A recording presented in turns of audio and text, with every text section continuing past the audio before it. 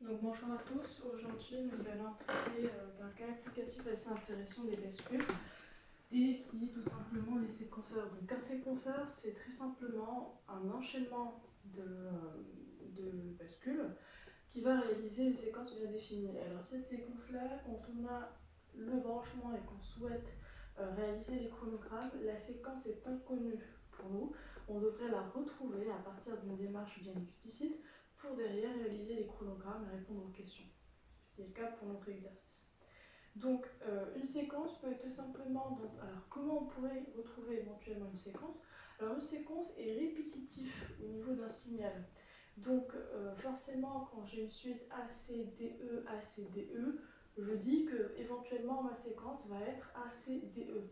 Et donc là, c'est une première réalisation de cette séquence, et quand je retrouve le premier élément de ma séquence, je dis que finalement je reconnais ma séquence qui est unique et répétitive, et là ça va être identiquement la même séquence qui va se répéter autant de fois que l'on souhaite. Alors pour cette séquence là, c'est un séquenceur à base de bascule D. Nous avons trois bascules, la bascule, on va dire bascule 0, bascule 1 et bascule 2. Moyennant ces bascules-là, on est sur 3 bits, donc on est éventuellement sur 2 puissance 3 possibilités, c'est-à-dire que ma séquence peut avoir un intervalle de possibilités, des chiffres en décimale si vous voulez la correspondance, de 0 jusqu'à 7. Voilà ce qui fait en binaire, on va dire 0, 0, 0 jusqu'à 1, 1, 1. Voilà. Donc, première chose à faire, c'est d'arriver à retrouver les fonctions qui régissent mes bascules, c'est-à-dire la fonction de Q0, Q1, Q2, à savoir que Q1, Q2, Q0 sont en fonction de l'instant précédent, c'est-à-dire j'essaie de retrouver Qn plus 1 en fonction de Q0, Q0n ou en fonction de D0n. D'accord? Donc on commencera par les plus intuitives. J'ai Q1 qui reprend directement, on sait que les bascules D, finalement, qu'est-ce qu'elles réalisent? Elles réalisent la reprise identique de ce qui est au niveau des entrées. C'est-à-dire, si mon D1 est égal à 1, mon Q1 sera égal à 1. Si mon D1 est égal à 0, mon Q1 sera égal à 0. Donc finalement, ce qui est repris là est tout simplement ce qui est repris au niveau de l'entrée de D1. Donc on sait que D1 est rattaché directement à Q0, et donc je dis que finalement, mon Q1, c'est tout simplement mon Q0 N, voilà, de l'instant précédent. Mon Q2 est tout simplement identique à mon D2 qui est repris au niveau de Q1, et donc ça va être tout simplement égal à Q1 N. Maintenant, j'essaie de reprendre la fonction Q0. Donc Q0, c'est tout simplement D0. D0 est régi par un OU qui va reprendre de Q2N, Q1N et Q0N. Donc finalement, c'est Q0N ou Q1N ou Q2N. Bon, je l'écris au propre ici, ça va être là. Donc c'est Q0N ou Q1N ou Q2N.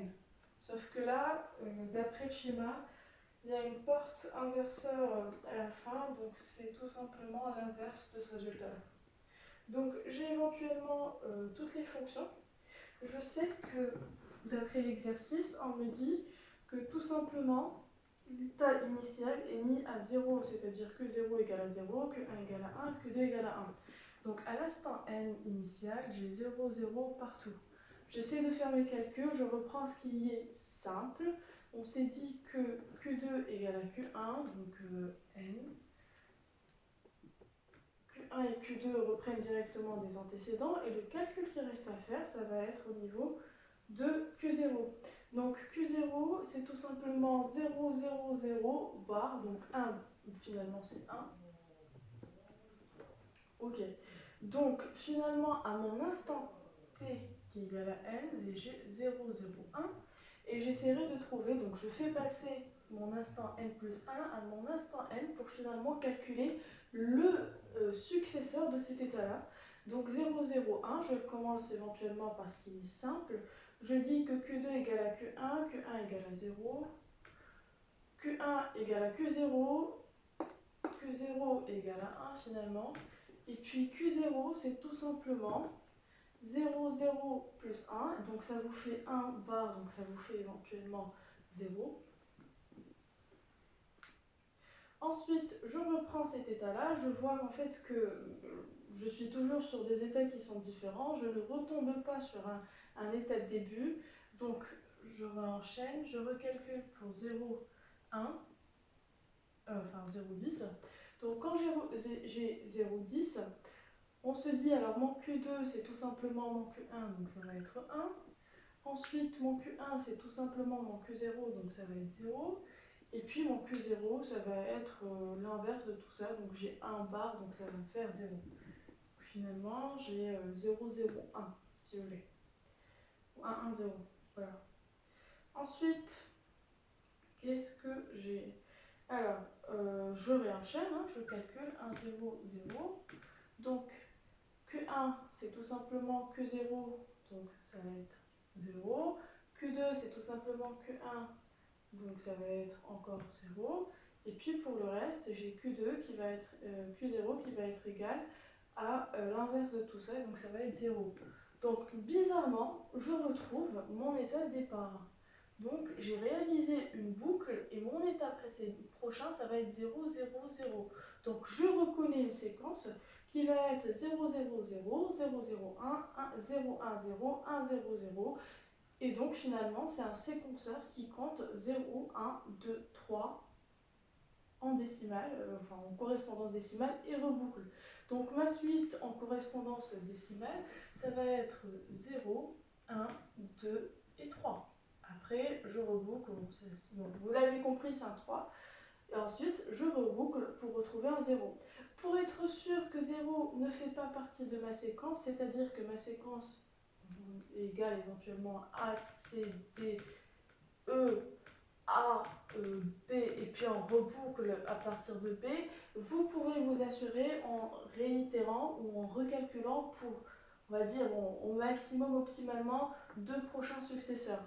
Si vous retrouvez les mêmes, c'est-à-dire vous retrouvez 0, 0, 1, 0, 1, 0, vous saurez éventuellement que votre séquence est éventuellement la plus réduite, c'est-à-dire 0, 0 jusqu'à 1, 0, 0. Des fois, on part avec l'hypothèse éventuellement que chaque chiffre au niveau de la séquence n'est pas répété et donc au prochain premier élément de la séquence, vous dites que vous avez bouclé sur tout l'ensemble de votre séquence. Alors, ce qui sera à faire, c'est une fois que vous avez votre séquence, les chronogrammes, c'est tout bête, tout facile. C'est tout simplement reprendre, donc j'ai un Q0, donc on s'est dit que l'état 0, bon, ça va être 0, 0, 0. À la première activation, on est sur 0, 0, 1, donc Q0, ça va être égal à 1, jusqu'au prochain frein d'activation, c'est les bascules qui sont actives sur le frein montant. Ensuite, vous avez alors Q1, Q0 qui sont tous deux, Q2, Q1 qui sont tous deux à 0. Prochain frein montant, Q0 bascule, Q0 bascule à 0, et puis Q1 bascule à 1, et Q2 reste à 0. Ensuite, prochain frein, vous avez Q2 qui bascule à 1 par contre, puis Q1, Q0 qui sont tous deux à 0. Et ensuite, bon, si vous voulez refaire le prochain, ça va être 0, 0, 0, tac, tac, tac. Voilà. Donc là, qu'est-ce qu'on retrouve finalement?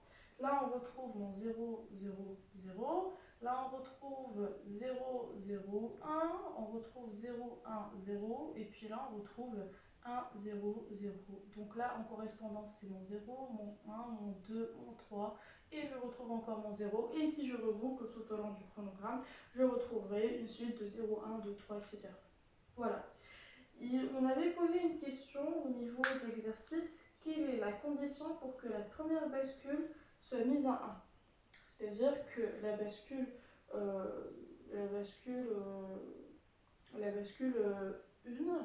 soit mise en 1. Donc si vous regardez éventuellement les chronogrammes, enfin l'étape de transition, la première fois où ma bascule 1 bascule à 1, c'est quand j'ai la configuration au niveau de l'antécédent qui est 0, 0, 1.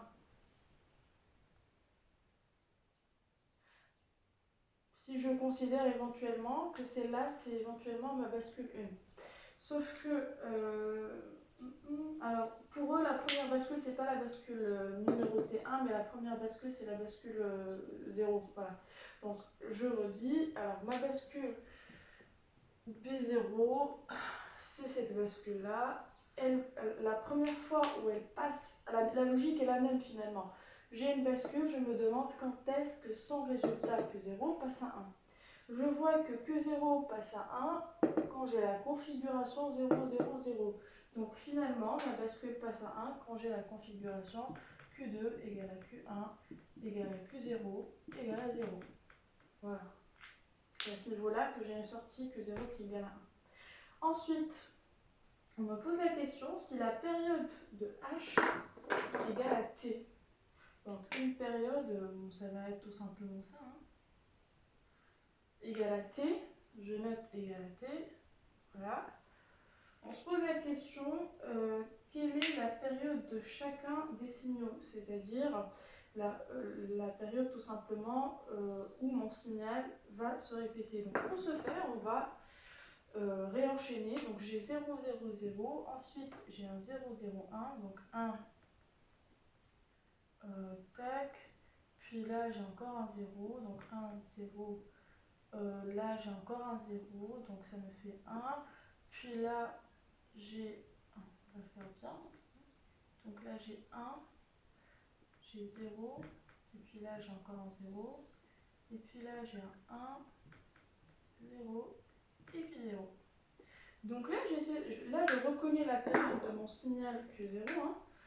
La période de mon signal Q0, c'est de là jusque là. Donc j'ai T1, T2, T3, T4. Donc la période du signal, on va mettre ça en vert, hein. Donc T0, la période du signal T0, c'est tout simplement 4 fois T, sachant que T, c'est la période de H. Ensuite, pareil, hein, c'est pareil, là vous avez le signal Q1 qui commence ici, qui finit là, donc 1, 2, 3, 4. Hein. Donc vous avez T1 qui égale à 4 fois T, et puis pareil, vous avez T2 qui commence ici et qui finit là, donc 1, 2, 3, 4. Hein. Vous avez T2 égale à 4 fois T. Donc finalement, tous mes signaux, je dirais que T0 égale à T1 égale à T2 égale à 4 fois T, le signal de l'horloge. Donc ça, vous l'avez compris, c'est un T, il faut savoir la période du deuxième signal. Donc voilà, ça a été la démarche pour les séquenceurs à base de bascule T. Hein.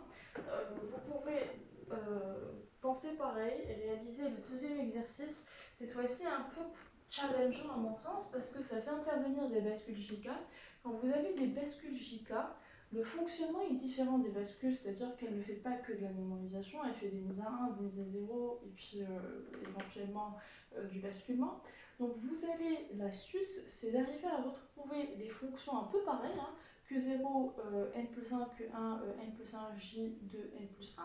Mais cette fois-ci, ces fonctions, enfin, désolé, je me reprends, elles ne feront pas l'objet de fonctions, mais elles feront l'objet d'entrée potentielle. C'est-à-dire que vous allez écrire plutôt J0, K0, J1, Q1, J2, Q2 en fonction des étapes précédentes de vos sorties, c'est-à-dire Q0N, Q1N et Q2N. Donc je vous laisse quand même l'idée globalement pour ceux qui souhaitent anticiper avant que je mette en ligne la deuxième vidéo. Pour le deuxième exercice, où c'est la base de bascule Chica, vous allez au niveau des fonctions, parce qu'une fois que vous retrouvez les fonctions, tout va suivre. Vous allez retrouver les J, I, KI, autant de bascules que vous avez, donc J0, K0, à l'instant éventuellement N plus 1, en fonction de Q0 à l'instant N, Q1 à l'instant N et Q2 à l'instant N. Une fois que vous arrivez à retrouver ces fonctions-là, tout le reste sera facile à déduire. Donc d'ici là, je vous donne rendez-vous pour la prochaine vidéo. On va traiter éventuellement d'un exercice où on aura un séquenceur à base de bascule JK.